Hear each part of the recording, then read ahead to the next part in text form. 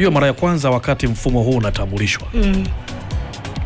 Swali ambalo mimi niliuliza nikataka kujua ni matukio gani yaliyoainishwa ya kwenda kuangalia.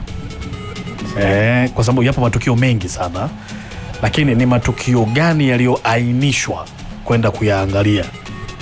Ule mfumo ukao huko bubu, yani hujasema ni matukio gani. Kwa hiyo ni wewe mwenyewe kocha tu na benchi lako pale. Unaona hapa naonewa manake mwingine anaweza kukuta mpira umetoka asijatoa bibi katoa huyu kawaida tu. Twende tukachungulie. Unaangalia unakwenda kunufaika na nini hapa mpira wa kurushwa. Umenielewa? Labda au kwa mfano kona ama vinginevyo. Vitu kama hivi. Kwa hiyo ukisema uangalie, unakuta sasa makocha ndio wanapaswa kuja kuangalia wao wenyewe ni nini ambavyo wanatakiwa kukifanya, si ndio? Maana kocha mkuu ndio yake pomba. Unajua kwenye VAR sasa hivi kidogo mambo yameboreshwa. Awali ilikuwa kuna matukio yako limit. Kwa mfano kuangalia sijui kona ilikuwa haipo. Kuangalia sijui mambo ya kali za manjano ama yani mazingira kama zile ambazo sheria ziliongezwa kwenye kombe la dunia. Hivyo vitu vilikuwa havipo. Lakini baada ya muda unakuja kugundua kwamba kuna matukio ambayo yalikuwa yanaweza kunufaisha timu kupata goli ama kupata mazingira ambayo yanaweza kumfanya asipoteze mchezo ama akashinda mchezo. Hayo mazingira pia sasa hivi yanaonekana kwenye VAR yameanza kufuatiliwa kwa ukaribu zaidi, ikiwemo au mazingira ya goli, kadi nyekundu na vitu vingine, ama kona kama ambavyo iliwahi kuzungumzwa mambo ya kupoteza muda. Kama unakumbuka kwenye kombe la dunia vitu vingi sana vilikuwa vimeboreshwa. Lakini huko kwenye VS kwanza tukio liko mambo yako tofauti hata kwenye kuamua.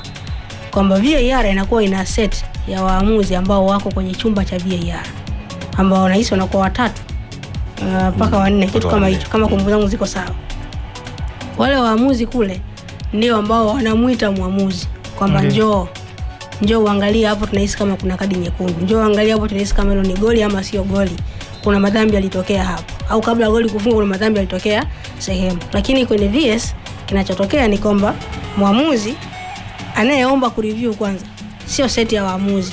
Hakuna seti nyingine ya waamuzi ambayo iko sehemu inasubiri kumuita muamuzi. Maana yake ni kocha ndio ambaye anaenda kuomba, ama upande wa timu A ndio anaenda kuomba kwamba bwana, sisi tunaomba kurudi hili tukio, mechi ikiwa imesimama kwa sababu tunahisi kwamba kuna moja, kuna mbili, kuna tatu. Lakini pia kwa namna kwenda kuangalia kwenye VAR mara kadhaa wamekuwa wakitengeneza mazingira ya wakati mwingine hata muamuzi asiende kuangalia hilo tukio, akakubaliana na kile ambacho kinazungumzwa juu kwamba bwana, hilo tukio sio goli, ni offside, naye hata asiende kuangalia.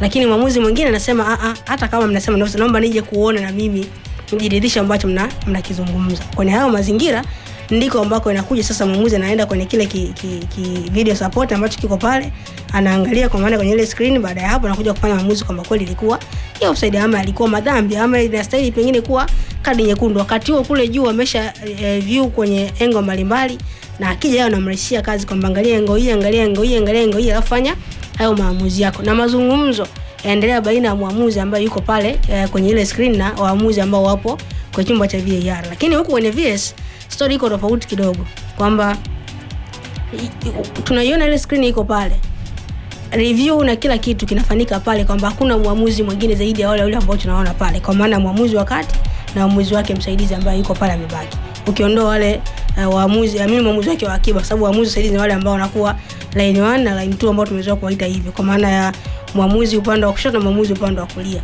Maana upande mmoja huu ambao timu inaingia, upande mwingine ni ule wa pili kule juu. Kwa hiyo waamuzi pekee ambao wanaweza kushauriana kwenye kufanya maamuzi kwenye hii video football video support ni yule muamuzi ambaye anaonekana yuko pale kwenye sehemu ya akiba, na muamuzi wa akiba ambaye yuko pale na muamuzi wa kati. Ndio maana tumeona wamekuwa wakijongea kwenda kutazama pamoja na kujadiliana kwa namna kufanya maamuzi, sababu hakuna seti nyingine ambayo inawasaidia wao kutafsiri ama kuona kwamba kuwakumbusha kwamba kuna hiki na hiki kiko pale. Kwa tofauti mkubwa hapo unafafanua kwa nini wanaenda wawili. Kwa nini wanaenda wawili, lakini pia uhalisia inayofanya kazi kwenye engo ya waamuzi sasa kwenye kufanya maamuzi, kwamba hakuna seti nyingine ya waamuzi ambao wanaonekana ama tunaweza kuambiwa pale kwenye screen kwamba waamuzi kwa video support ni hawa. Sasa kwenye hilo ambalo umelitolea ufafanuzi kwamba samahani, wanaendaji wawili, kuna mechi moja wameenda watatu.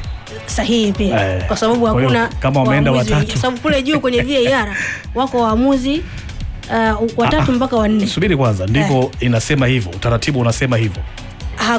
Hakuna sheria ama protocol ambao wametuletea kwamba hivyo. Sasa ukisema sahihi hapo kidogo utawachanganya watu. Sahihi yangu ni kwamba kwamba kwenye VAR kunakuwa na seti ya watu mpaka wanne. Ni sahihi. Hii sasa hii ni VS. Kwenye VS.